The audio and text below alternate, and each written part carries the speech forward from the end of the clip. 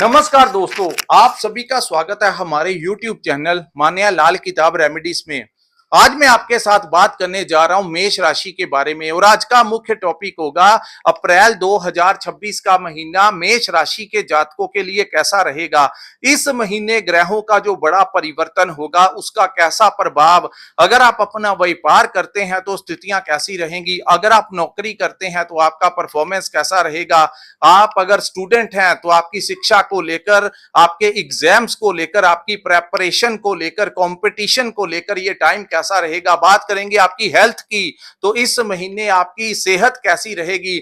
और वहीं आपके रिलेशनशिप की बात करें तो आपकी लव लाइफ से लेकर आपकी मैरिड लाइफ, और अगर आप विदेश जाना चाहते हैं या विदेश में रहते हैं, इन तमाम पक्षों के ऊपर आपके लिए बहुत ही इंपॉर्टेंट जानकारी लेकर आया हूं। सो किसी भी पार्ट को आपने स्किप नहीं करना दोस्तों, ये जानकारी आप लोगों के लिए एक बहुत बड़ा मार्गदर्शन रहने वाली है, क्योंकि ज्योतिष के अनुसार हमारा धर्म बनता है, हमारा कर्तव्य बनता है कि आप लोगों को आईना दिखाना, कौन से रास्ते उचित होंगे उनके बारे में भी सही बात करना, और किन चीजों से आपको बचाव करके चलना होगा उसके बारे में भी आपसे सही बात करना, ताकि आप लोगों को बताया जा सके, ताकि कुछ लोग जो हैं अपने जीवन में गलतियां ना कर लें।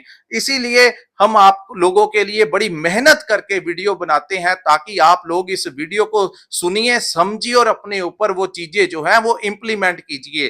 तो दोस्तों यहाँ पर ये महीना एक बहुत बड़ा बदलाव लेकर आएगा, क्योंकि यहाँ पर शनि और मंगल की युति जो कि 2 अप्रैल 2026 को आप लोगों के 12वें भाव में 12th हाउस में विराजमान होंगे, जो कि मीन राशि में। और दूसरी बड़ी बात आप लोगों के लिए, सूर्य देव अपनी उच्च राशि मेष में प्रवेश कर जाएंगे, जो कि आप लोगों के लिए सबसे बड़ा प्लस पॉइंट इस महीने होने वाला है। तो दोस्तों ये जो कुंडली आपके सामने मैंने बनाई है, ये आपकी चंद्र राशि के अनुसार मेष राशि की कुंडली है। जिनकी जन्म राशि मेष है, जिनकी नाम से मेष राशि है, और अगर आपका लगन भी मेष है, तो आपके ऊपर ये पूरी की पूरी बातें इंप्लीमेंट होने वाली हैं। हालांकि ज्योतिष शास्त्र एक गहरा अध्ययन है, यहाँ पर सबसे ज्यादा प्रभाव उन ग्रहों का होता है जिनकी हमारे ऊपर महादशा और अंतरदशा चल रही होती है। वो ग्रह जिन भावों में बैठे होते हैं उनका प्रभाव सबसे ज्यादा जो है वो देखने को मिलता है। तो आइए समझते हैं ये समय आप लोगों के लिए कैसा रहेगा। तो दोस्तों आपका जो लगन का भाव है, यहाँ पर 19 अप्रैल 2026 तक शुक्र यहां पर विराजमान रहेंगे। लगनेश जो होता है, लगन जो होता है, ये बड़ा इंपॉर्टेंट होता है। हालांकि लगन के स्वामी जो है वो 12th हाउस में विराजमान रहेंगे, लेकिन इस समय लगन में शुक्र का होना आप लोगों के सुखों में वृद्धि कर सकता है। आपका मूड जो है वो रोमांटिक रह सकता है, आपके लिए कोई ना कोई रास्ता इस समय खुल सकता है। अगर आपका कोई विदेश के साथ लिंक जुड़ा है या आपका सोर्स ऑफ इनकम जुड़ा है, अगर आप इंपोर्ट एक्सपोर्ट का काम करते हैं, लग्जरी आइटम का काम करते हैं, तो इसमें आपको अच्छा प्रॉफिट होगा।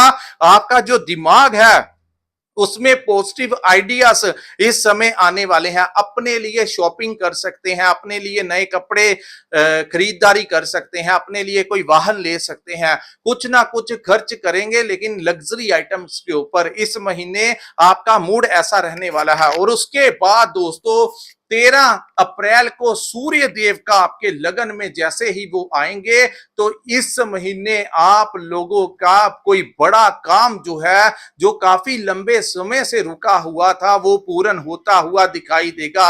आप लोगों को, अगर आप राजनीति में हैं, तो कोई बड़ी डेजिग्नेशन इस समय प्राप्त हो सकती है। अगर आप सरकारी नौकरी की ट्राई कर रहे थे, इस समय वो सपना आपका पूर्ण हो सकता है। और दूसरा, इस समय आप लोगों को कोई नया रास्ता मिलेगा, क्योंकि सूर्य जो है दोस्तों वो अपने प्रकाश के कारण आप लोगों के जीवन से अंधकार जो है वो दूर करेंगे, और ये गोचर आप लोगों के लिए कोई बड़ा पक्ष लेता हुआ नजर आएगा। चाहे आप स्टूडेंट हैं उनके लिए, चाहे आप आपके बच्चों के लिए ये समय जो है 13 अप्रैल के पश्चात का, जब सूर्य भी यहां पर आएंगे तब जाकर आपके बच्चों से कोई बड़ी खुशखबरी आप लोगों को प्राप्त हो सकती है। लेकिन उससे पहले एक चीज का आपको ध्यान रखना होगा, आपकी अपनी संतान के साथ लड़ाई विवाद की संभावनाएं यहां पर दिखाई दे रही हैं, क्योंकि सूर्य देव जो है दोस्तों वो मार्च के महीने से लेकर 13 अप्रैल तक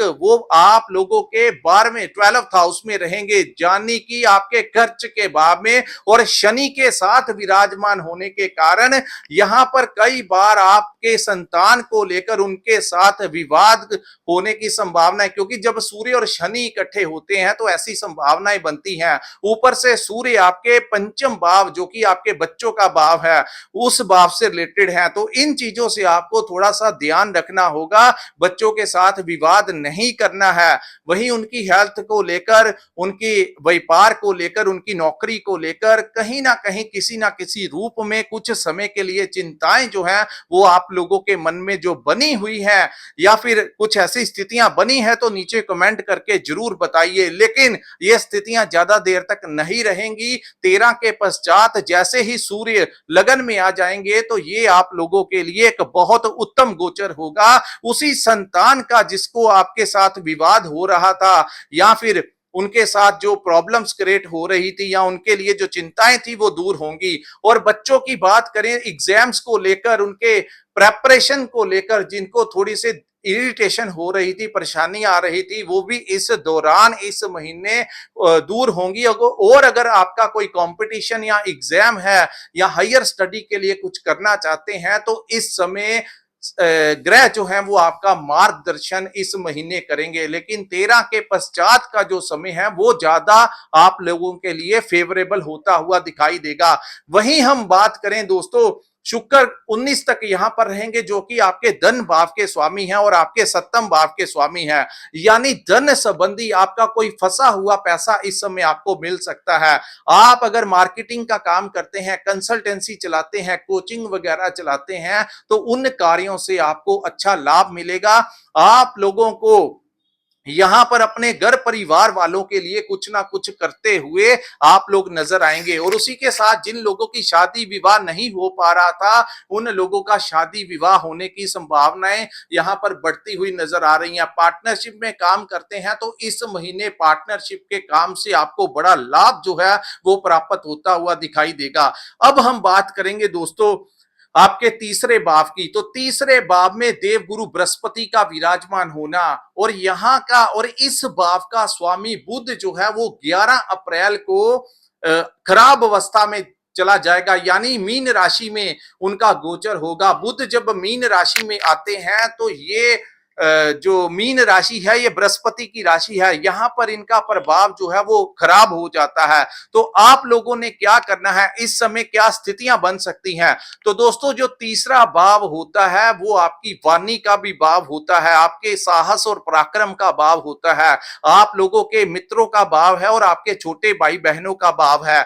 तो यहां पर क्या स्थितियां पैदा होंगी, और जो लोग ये वीडियो को सुन रहे हैं उनके लिए मैं कुछ एडवाइस यहां पर बताऊंगा आपको।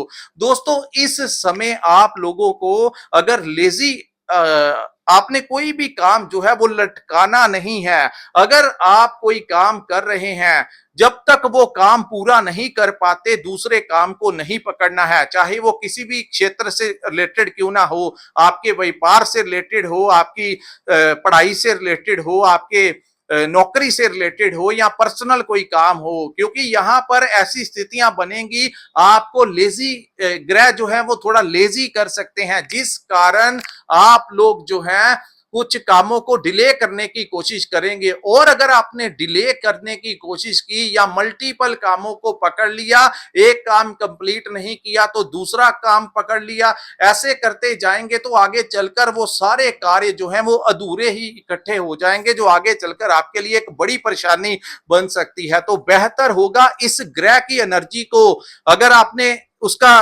क्योंकि कर्म प्रधान है, कर्म से आप बड़ा कुछ कर सकते हैं। यहां पर अनुशासन में रहकर एक टास्क को एक टाइम पर खत्म करेंगे तो आप लोगों के लिए उत्तम होगा। दूसरा, आपके पड़ोसियों के साथ विवाद इस टाइम हो सकता है।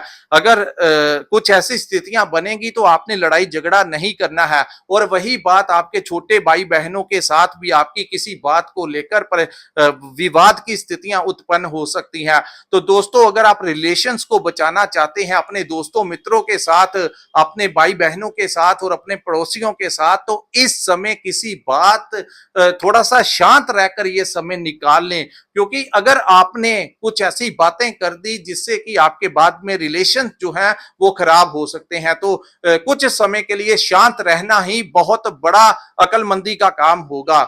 उसके बाद हम बात करेंगे गुरु की दृष्टियों की। तो गुरु जहां पर बैठे हैं, लेकिन गुरु जहां पर दृष्टियां डालेंगे उनके उन कार्यों को आपके लिए बहुत अच्छा कर देंगे। तो गुरु की दृष्टि आपके 7th हाउस के ऊपर होगी, जो कि आप लोगों के पार्टनर के लिए बड़ा उत्तम समय होगा। आपको अपने जीवन साथी का सपोर्ट मिलेगा, आपकी शादी विवाह के लगन खुलेंगे, और वहीं आपके व्यापार के लिए भी ये समय जो है वो उत्तम साबित होगा। उसके पश्चात हम बात करेंगे गुरु की दृष्टि के कारण आपको भाग्य का सपोर्ट जो है वो यहां पर मिलेगा। दोस्तों, यहां पर आपको अपने पिता का सपोर्ट इस समय प्राप्त होगा, और वहीं आपके पिता के लिए भी ये समय बहुत अच्छा होगा, उनकी हेल्थ के लिए अच्छा होगा। आपके जो गुरु हैं, जो आपके टीचर्स हैं, जहां पर आप काम करते हैं, वहां के जो मैनेजर हैं, बॉस हैं, ऑनर्स हैं, उन लोगों से आपको इस समय अच्छी सपोर्ट जो है वो प्राप्त होती हुई दिखाई देगी।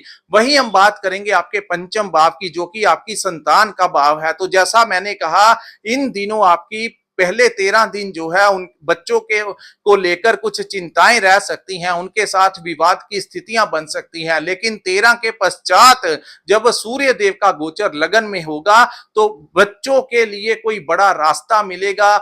उनकी जो एडमिशन को लेकर या उनकी पढ़ाई को लेकर, उनकी सेहत को लेकर जो परेशानियां चल रही थी वो दूर होंगी, और उनके लिए भी कोई बड़ी खुशखबरी संतान के लिए भी इस समय आपको प्राप्त होती हुई दिखाई देगी। उसके बाद लव लाइफ की बात करें तो लव लाइफ में कुछ समय के लिए डिस्टरबेंस जिनकी बनी है वो भी 13 के पश्चात ठीक हो जाएगी। तो अगर आप लव लाइफ में हैं, अगर आप उनके साथ सीरियस रिलेशनशिप में हैं, अगर आप उनसे शादी करना चाहते हैं, तो दोस्तों कुछ चीजों को आपको इग्नोर करना होगा। हालांकि ग्रहों के कारण इरिटेशन हो सकती है, हो सकता है कि आपको ऐसा लगे कि आपका जो लव पार्टनर है वो आपको गुस्सा चढ़ा रहा है, या आपसे बात नहीं कर रहा है, या कुछ भी ऐसी चीजें आपके दिमाग में आ सकती हैं जिसके कारण आप उनको कुछ ना कुछ बुरा भला कह सकते हैं, आपका रिलेशन खराब हो सकता है।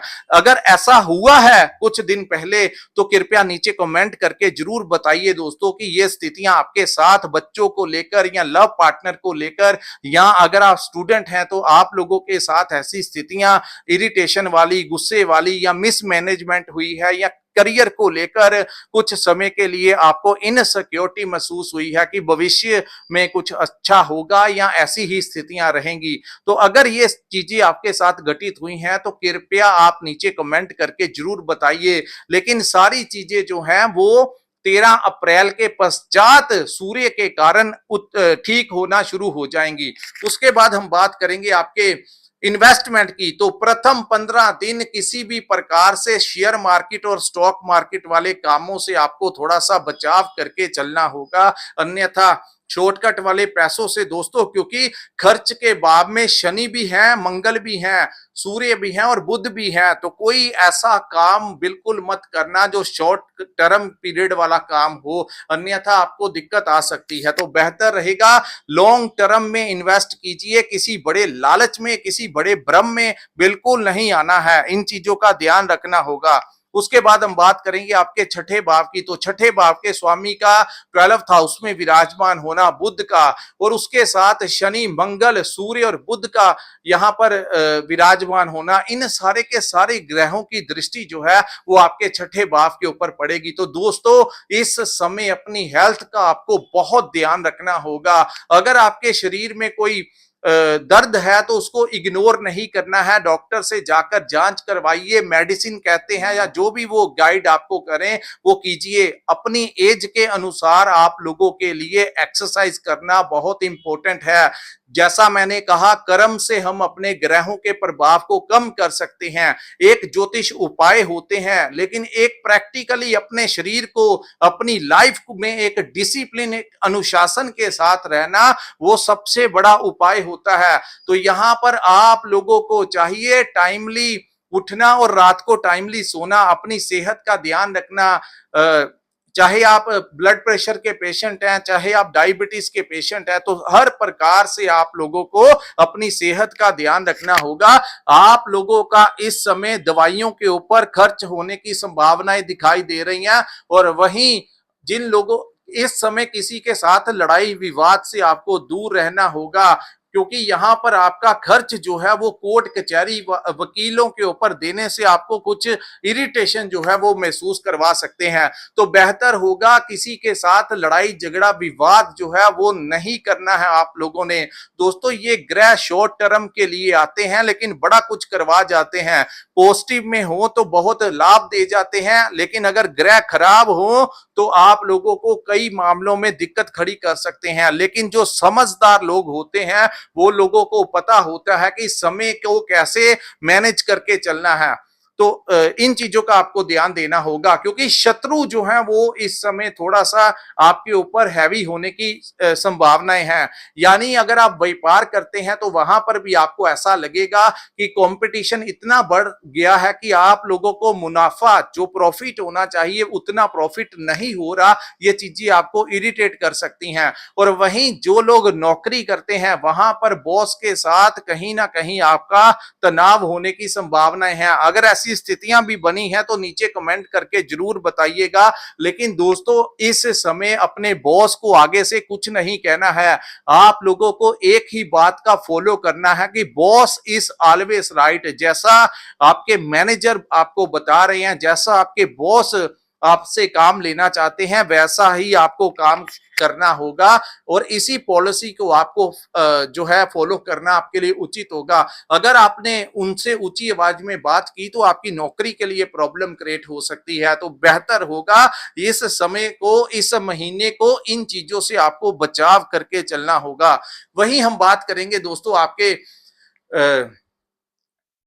11th हाउस में बैठे राहु ग्रह के बारे में। राहु जो है वो आपके एकादश भाव में बैठे हैं। दोस्तों, राहु की पोजीशन इस समय बहुत अच्छी है। राहु आपको इस समय बड़े लोगों के साथ मिला सकते हैं। आप लोगों के संपर्क जो है वो बड़े बड़े लोगों के साथ, बड़े पॉलिटिशियन के साथ, बड़े ऑफिसर के साथ इस समय निकलवा सकते हैं। और अगर आपके उन लोगों से इस समय कोई काम भी आपको पड़ा है, तो वो लोग इस समय आपकी बड़ी सपोर्ट जो है वो कर सकते हैं। इस महीने आप लोगों की कोई बड़ी इच्छा जो है वो पूर्ण होती हुई दिखाई देगी। क्योंकि दोस्तों, राहु जब यहां पर, क्योंकि पीछे मंगल विराजमान थे, लेकिन अब 2 अप्रैल को मंगल यहां से निकल गए हैं और पहले 11 दिन बुध यहां पर विराजमान होंगे। यानी बुध और राहु का कॉम्बिनेशन आपके लाभ के भाव में होगा, जो कि कई मामलों में आप लोगों की इच्छा पूरी करवाने में आपका सपोर्ट करेगा। लेकिन 11 के पश्चात बुध भी जो है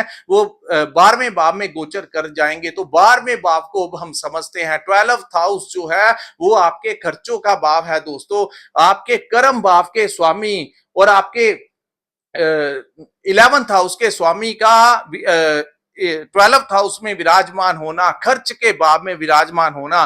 तो मेष राशि और लगन वालों को मैं यही कहूंगा दोस्तों, इस समय आप देख रहे हैं जितना प्रॉफिट आपको आता है या जितनी भी नौकरी से आप लोगों को पैसा आता है, महीने के अंत में आप देखते हैं कि सेविंग जो है वो आप नहीं कर पा रहे। पता ही नहीं लग रहा कि कहां से पैसा आ रहा और किधर को वो जा रहा है। ऐसी स्थिति में आप लोगों को मैं बहुत बड़ा उपाय बताऊंगा दोस्तों। इस समय अपने जीवन साथी के अकाउंट में अपना मेजर अमाउंट जो है वो आप लोग ट्रांसफर करके रखें, और जितना आपको जरूरत है उतना ही पैसा आप अपने अकाउंट में रखें। अन्यथा जितने ग्रहों की यहां पर युति बनी है, ये आपका गैर जरूरी कामों के ऊपर आपका खर्च जो है यहाँ पर करवा सकते हैं।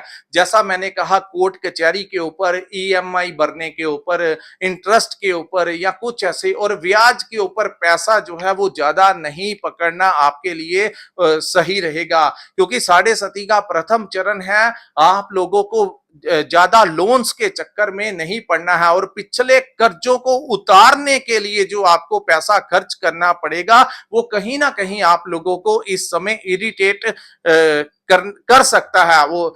और उसके बाद हम बात करेंगे, क्योंकि ये 12वें भाव में गोचर है जो कि खर्च का भाव है, तो खर्च जो है वो आपके हो सकते हैं। दूसरा, ये भाव जो है वो यात्राओं का भाव है, तो दोस्तों यहां पर गैर जरूरी यात्रा आपके लिए नहीं करनी है, खास करके पहाड़ी क्षेत्र में, हिल स्टेशन में। मेष राशि और लगन वालों, क्योंकि बुध जो है वो मीन राशि में गोचर करेंगे, तो आप लोगों को मैं यहां पर बड़ी एडवाइस यही करूंगा कि अपने दोस्तों मित्रों के साथ किसी भी प्रकार का गैर जरूरी ट्रिप जो है वो आपको नहीं करना है। यात्राओं से आपको बचना होगा। वाहन कोशिश कीजिए, पब्लिक ट्रांसपोर्ट को यूज कीजिए, लेकिन फिर भी अगर आप प्राइवेट अपनी वाहन के साथ जाना आपको पड़े तो बड़ा ध्यान से आपको वो वाहन चलाना होगा। कोशिश कीजिए कि किसी के साथ बैठकर जा सकें, या जितना मिनिमम आपका हो सके उतना ही कम यात्राओं को, बहुत ज्यादा यात्रा करने से आपको इस समय बचाव करना होगा। और वहीं बाहर जाते हुए हेलमेट वगैरह डाल के जाइए, बाहर सीट बेल्ट वगैरह डालकर जाइए, लेकिन अपनी सुरक्षा जो है वो करके जाइए। इसीलिए मैंने कहा कि आप लोगों को यात्राओं के लिए ये समय आपका उचित नहीं है। जो लोग विदेश जाना चाहते हैं, अपने लिए कोई फाइल वगैरह सबमिट करवाना चाहते हैं एम्बेसी में, चाहे वो पढ़ाई के लिए हो, चाहे वो आपके घूमने के लिए हो, चाहे वो किसी भी पर्पस के लिए विदेश जाना हो, आप लोगों को चाहिए इस महीने किसी भी लीगल डॉक्यूमेंट के ऊपर आपको साइन नहीं करना है।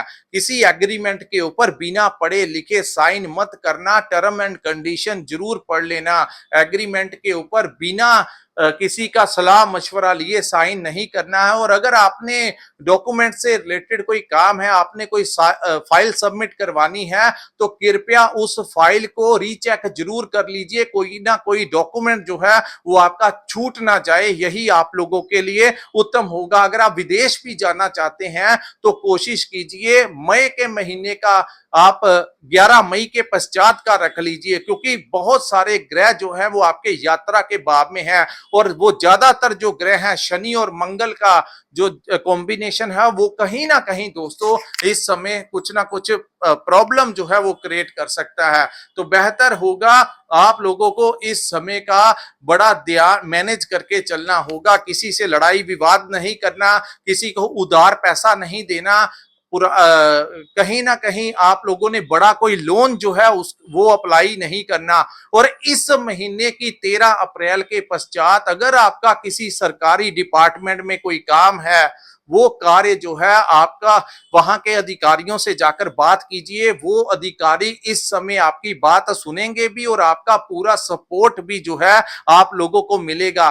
दोस्तों, मैंने कुछ पॉइंट्स बताए हैं जो कि आप लोगों के लिए अच्छे नहीं है, तो इस चीज को आपने नेगेटिव नहीं लेना है, बल्कि यही आप लोगों के लिए एडवाइस भी है, उपाय भी है कि जिन कार्यों को आपको रोका गया है उन कार्यों को आपने नहीं करना है। ये थोड़े समय का टाइम है, निकल जाएगा, सब कुछ ठीक हो जाएगा। लेकिन जो लोग इस समय पर बड़ी गलतियां कर लेंगे उन लोगों को दिक्कत आ सकती है। तो ये जो ग्रहों की युति बनी है, इसमें आप लोगों को चोट वगैरह लगने के चांसेस दिखाई दे रहे हैं। इसीलिए मैंने आपको कहा कि आप लोग गैर जरूरी ट्रैवलिंग जो है उससे आपको बचाव करके चलना होगा, और अपनी सेहत का बहुत ध्यान रखना होगा। अपनी उम्र के अनुसार, अपनी एज के अनुसार रनिंग पे जाइए, जिम ज्वाइन कीजिए, योगा कीजिए, हल्की फुल्की एक्सरसाइज कीजिए, लेकिन करिए जरूर। तो दोस्तों, ये था मेष राशि वालों के लिए अप्रैल 2026 का महीना कैसा रहेगा। और अगर आपको ये एनालिसिस अच्छा लगा हो तो कृपया इस वीडियो को लाइक कीजिए, हमारे चैनल को सब्सक्राइब कीजिए और नीचे कमेंट सेक्शन में कमेंट करके जरूर बताइए कि आपको ये वीडियो कैसा लगा। और जिन्होंने अपनी कुंडली का विश्लेषण करवाना होगा, स्क्रीन के ऊपर जो नंबर दिया है वहां पर आप हमारे साथ संपर्क करके अपनी कुंडली का पूर्ण विश्लेषण करवा सकते हैं। इसी के साथ इस वीडियो को मैं विराम लगाता हूं। नमस्कार, जय माता दी।